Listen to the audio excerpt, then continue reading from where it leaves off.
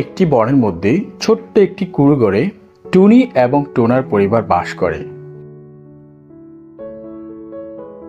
তারা খুবই গরিব। তারা জমিতে কৃষিকাজ করে তাদের জীবন অতিবাহিত করত।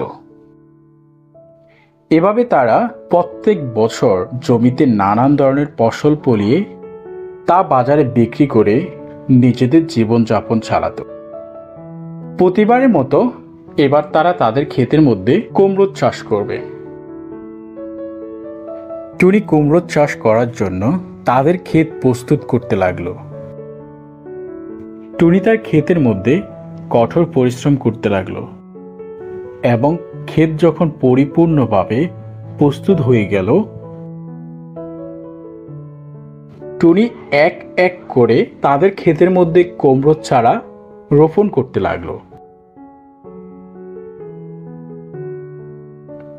যখন সবগুলো কুমড়ো চারা রোপণ করা হয়ে গেল, তখন টুনি তার বাসায় চলে গেল। প্রতিদিন সে তার কুমড়ো চারাগুলোকে অনেক যত্ন করত।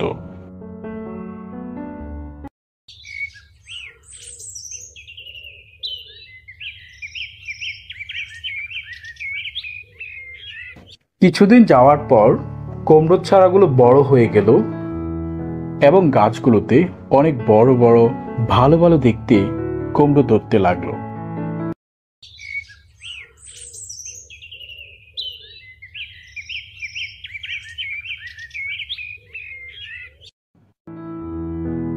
এভাবে যত্ন নেওয়ার পর কুমড়োগুলো অনেক বড় হলো।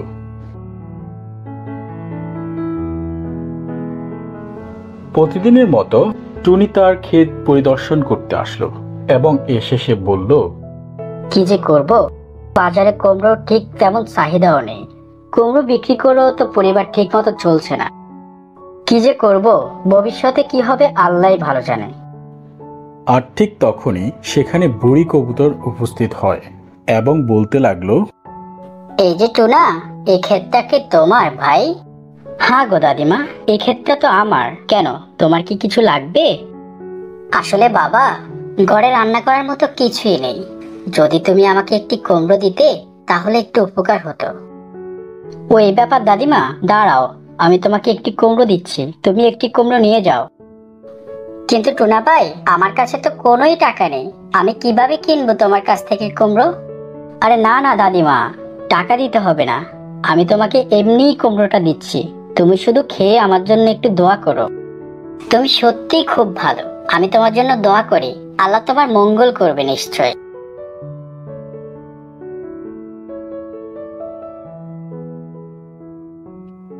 এরপর টুনা তার ক্ষেতের মধ্যে গেল এবং সবচেয়ে সুন্দর এবং বড় দেখে একটি কুমড়ো নিয়ে আসলো।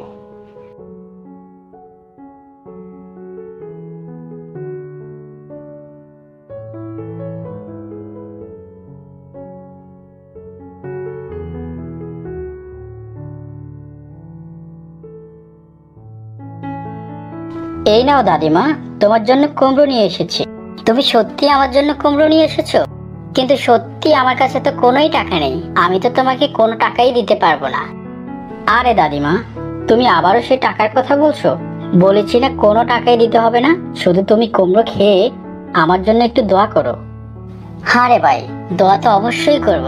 আমি দোয়া করি আল্লাহ যেন তোর পরিবারকে অনেক সুখী করে এবং তোর ব্যবসা আরো যাতে উন্নতি হয়, আর তোর ক্ষেতটা যাতে আরো অনেক বড় হয় আর ভালো ভালো ফসল হয়। এরপর বুড়ি কবুতর বাসায় চলে গেল এবং টুনিও বাসায় ফিরে আসলো।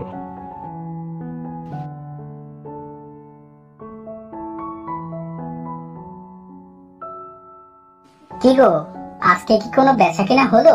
বেচা কিনার কি খবর? না গো, আজও তেমন কোনো বেচা কিনা হয়নি।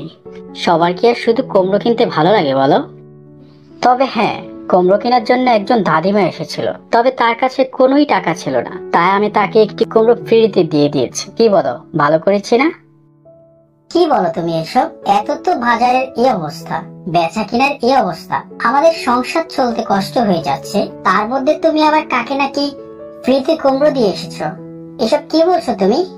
দেখো টুনি, সব সময় টাকা পয়সার চিন্তা করলে চলে না। আল্লাহ চাইলে আমাদেরকে অনেক বেশি দিতে পারেন। ওনার কাছে টাকা নেই, তাও আবার 2 দিন ধরে কিছুই খায়নি। আমি যদি ওনাকে ফ্রিতে একটি কুমড়ো না দিই তাহলে উনি কি খাবে বলো? তা তো বুঝলাম, কিন্তু এইভাবে চলতে থাকলে আমাদের কিভাবে চলবে বলো?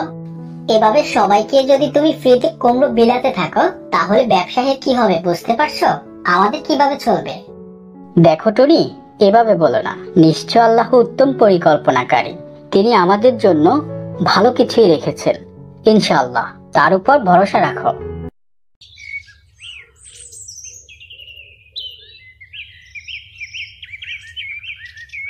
পরের দিন সকালে টুনিরা যখন তাদের ক্ষেত দেখাশোনা করতে গেল তখন তারা তাদের ক্ষেতের দিকে তাকিয়ে অবাক হয়ে গেল। কি গো, আমাদের ক্ষেতের কুমড়োগুলোর এমন রং হয়ে গেল কেন? দেখতে তো অনেকটা সোনার মতোই লাগছে। এগুলো কি সব সোনার হয়ে গেল নাকি? হ্যাঁ গো টনি, মনে তো হচ্ছে আমাদের সবগুলো কুমড়ো স্বর্ণের হয়ে গেছে। মনে হচ্ছে আল্লাহ এবার আমাদের প্রতি দয়া করেছে, আর এই সবগুলো অসহায়দেরকে সাহায্য করার পথ। নিশ্চয় আমি কালকে যে ওই অসহায় দাদিমাকে সাহায্য করেছি তার দোয়ার বরকতেই আমাদেরকে আল্লাহ এত বড় একটি পুরস্কার দিয়েছে। হ্যাঁ গো, অবশেষে মনে হয় আল্লাহ আমাদের প্রতি মুখ তুলে চেয়েছেন। আল্লাহর দয়া হয়েছে আমাদের প্রতি। এবার আর আমাদের কোনোই দুঃখ কষ্ট থাকবে না, কি বলো? দেখলে তো টুনা, আমি কি বলেছিলাম? আল্লাহর প্রতি ভরসা রাখো। নিশ্চয় যারা গরিব অসহায়দেরকে সাহায্য করেন আল্লাহ কখনোই তাদেরকে ঠকান না। বলো তো সেটা? হ্যাঁ গো, তুমি ঠিকই বলেছো। যারা আল্লাহর প্রতি ভরসা করে এবং গরিব অসহায়দেরকে সাহায্য করে তাদেরকে আল্লাহ কখনোই নিরাশ করেন না। এরপর টুনাটুনি মিলে তাদের ক্ষেত থেকে সোনার কুমড়ো তুলে তা বাজারে নিয়ে গেল বিক্রি করার জন্য, এবং তারা এই সোনার কুমড়োগুলো বিক্রি করে অনেক টাকা পেল। আর সেই টাকাগুলো দিয়ে খুব সুন্দরভাবে আরামায়েশে তাদের জীবন অতিবাহিত করতে লাগলো।